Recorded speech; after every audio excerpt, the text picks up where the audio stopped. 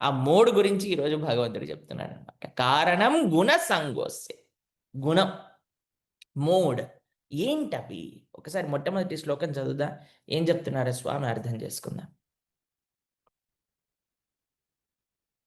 श्रीभगवानुवाच परं भूय प्रवक्ष्यामि ज्ञानानां ज्ञानमुत्तमम् यज्ञात्वा मुनयः सर्वे పరాం సిద్ధిమితో గతాః.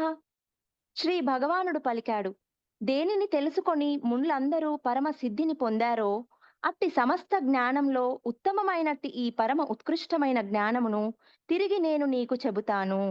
మునులందరూ, యోగులందరూ ఏదైతే పరమమైన జ్ఞానాన్ని పొని శాంతి పొందుకున్నారో ఆ జ్ఞానాన్ని నేను నీకు బహుకరిస్తానన్నాడు ఓ అర్జున అని కృష్ణ భగవానుడు చెప్తున్నాడండి. ఒక ముని, ఋషి, యోగి, ఒక సాధువు లక్షణం ఏంటో తెలుసా అండి? ఆనందంగా, శాంతిగా ఉండటం. వారు ఎలా ఈ భౌతికమైన మాయా ప్రకృతిని దాటగలిగారట అంటే ఈ సీక్రెట్ తెలుసుకోనటండి. మనం కూడా కానీ ఈ సీక్రెట్స్ని తెలుసుకోగలిగితే, ఇప్పుడు శ్రీకృష్ణ భగవానుడు ఈ అధ్యాయంలో ఉపదేశం చేసే విషయాలను కానీ మనం తెలుసుకోగలిగితే, మనం కూడా అన్ని పరిస్థితుల్లో ఆనందంగా ఉండగలుగుతామట, శాంతిగా ఉండగలుగుతామట. అంత గొప్ప విషయాన్ని ఈ అధ్యాయంలో భగవానుడు మనకి ఉపదేశం చేస్తున్నారు. ఒకసారి రెండవ శ్లోకం చదువుదాం.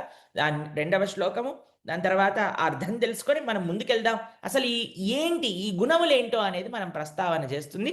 ఒకసారి చదవండి రెండవ శ్లోకం. ఇదం జ్ఞానముపాశ్రిత్య మమ సాధర్మ్యమాగతాః సర్గేపి నోపజాయంతే ప్రళయేన వ్యధంతి చ. ఈ జ్ఞానంలో స్థిరుడు కావడము ద్వారా మనిషి నా దివ్య స్వభావమును పొందగలుగుతాడు. ఆ విధంగా స్థిరపడిన వాడై అతడు సృష్టి సమయంలో జన్మించడం, ప్రళయ సమయంలో కలత చెందడు. చూసారా? ట్రాన్సెండ్ అవుతారట. ట్రాన్సెండ్ అంటే భగవంతుడు యొక్క తత్వాన్ని అర్థం చేసుకోగలుగుతారట. ఆధ్యాత్మిక మార్గంలో మనం ఉండగలుగుతామట. ఏంటి? ఇప్పుడు భగవానుడు చెప్పే ఈ విషయాలను తెలుసుకుంటే. ఈ అధ్యాయం అండి, ప్రతి అధ్యాయంలో చెప్తున్నాను, ఈ అధ్యాయంలో కూడా చెప్తున్నాను.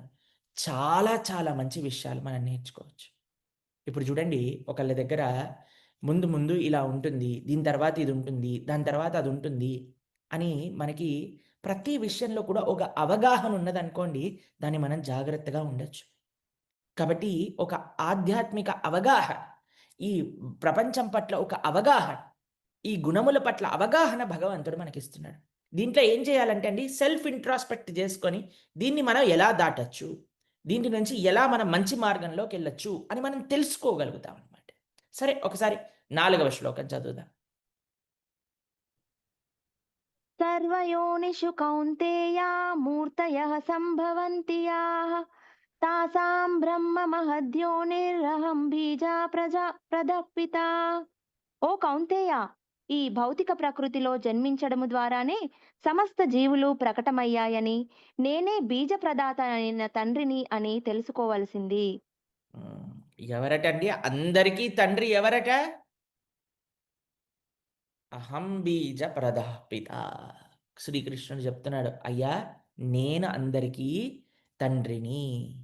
ఆయన కేవలం దృష్టి మాత్రం చేత ప్రకృతిలో జీవులని ఒక ప్రజ్వలింపజేసి ఆ జీవులందరికీ తండ్రిగా అయ్యారు. బీజాన్ని ఆయన వేశారట. అందుకే మనందరికీ తండ్రి ఎవరు? త్వమేవ మాతా చ పితా త్వమేవ త్వమేవ బంధువు చ సఖా త్వమేవ. అన్నీ కూడా ఆ భగవానుడే మనకి. అన్నీ కూడా ఆ కృష్ణుడే మనకి. ఆయనే చెప్తున్నారండి స్వయంగా, నేనే అందరికీ పిత. కాబట్టి ఇప్పుడు చూడండి, భగవానుడు ఇంత గుహ్యమైన జ్ఞానాన్ని మనందరికి ఎందుకు అందిస్తున్నారంటే ఇది కూడా ఒక కారణం అండి. తండ్రి ఎలా అయితే పిల్లవాడికి అన్నీ చెప్పేస్తాడో, "అరే! నీ దగ్గర అక్కడ ఆస్తి ఉందిరా, అక్కడ భూములున్నాయిరా, ఇది మీ ఇల్లేరా, అది మా ఇల్లురా, వీటన్నిటివి నీ మొత్తం ఇదంతా నీదే."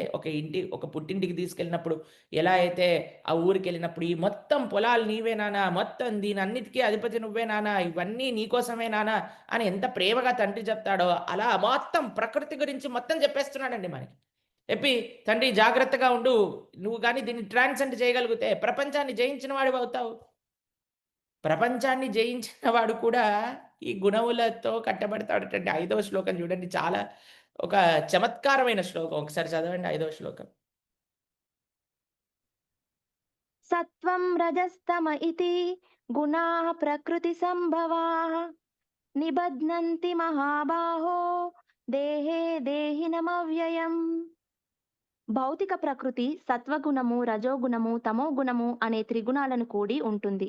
ఓ మహాబాహువులు కలిగిన అర్జున, నిత్యమైన జీవుడు ప్రకృతితో సంపర్కంలోకి వచ్చినప్పుడు ఈ గుణాలచే బద్ధుడవుతాడు. ఇక్కడ కృష్ణుడు ఏమంటున్నాడండి అర్జునుడిని? మహాబాహువు అని పిలుస్తున్నాడు.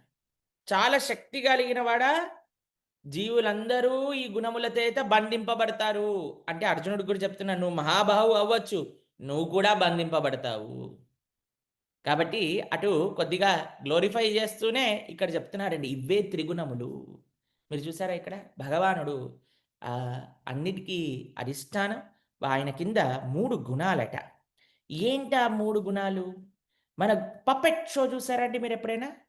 పప్పెట్ లాగా మనల్ని ఎలా అయితే పైన ఎవడు ఆడిస్తున్నాడో కనిపించడండి. కానీ అందరి కిందుండే బొమ్మలన్నీ ఆడుతూ ఉంటాయి. అలా ఇక్కడ కూడా ఈ 3 గుణములు ఈ ప్రపంచాన్ని మొత్తం కూడా ఆడిస్తూ ఉంటాయట.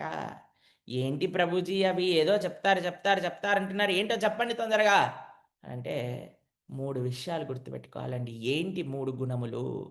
చక్కగా మీరందరూ నోట్ డౌన్ చేసుకుంటున్నారు అని మేము భావిస్తున్నా. చక్కగా ఒక పుస్తకం, ఒక పెన్ను పెట్టుకొని రాసుకుంటూ ఉండండి. రాసుకున్న విషయాలన్నీ మనన చేస్తూ ఉండండి. మనం ఎలా అయితే ఎంసీక్యూ క్వెషన్స్ ఉన్నాయో, డిస్క్రిప్టివ్ క్వెషన్స్ కూడా ఉన్నాయండి. ఆ డిస్క్రిప్టివ్ క్వెషన్స్‌కి కూడా కరెక్ట్ ఆన్సర్ ఇవ్వాలండి.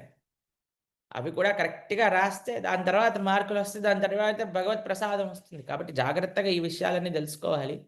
సరే మీరు రాసుకుంటారు కాబట్టి రాసుకుంటున్నారని భావిస్తూ చెప్తున్నాను. ఈ క్వెషన్ కూడా ఉంది ఈరోజు క్వెషన్ పేపర్‌లో. ఏంటి ఆ గుణములు 3? సత్వ, రజస్, తమ అని 3 గుణాలున్నాయట. మీకు ఎక్స్‌ప్లెయిన్ చేస్తాను ఫస్ట్. దాని తర్వాత ఇది చూద్దురు గానీ మీకు అప్పుడు క్లియర్‌గా అర్థమవుద్ది.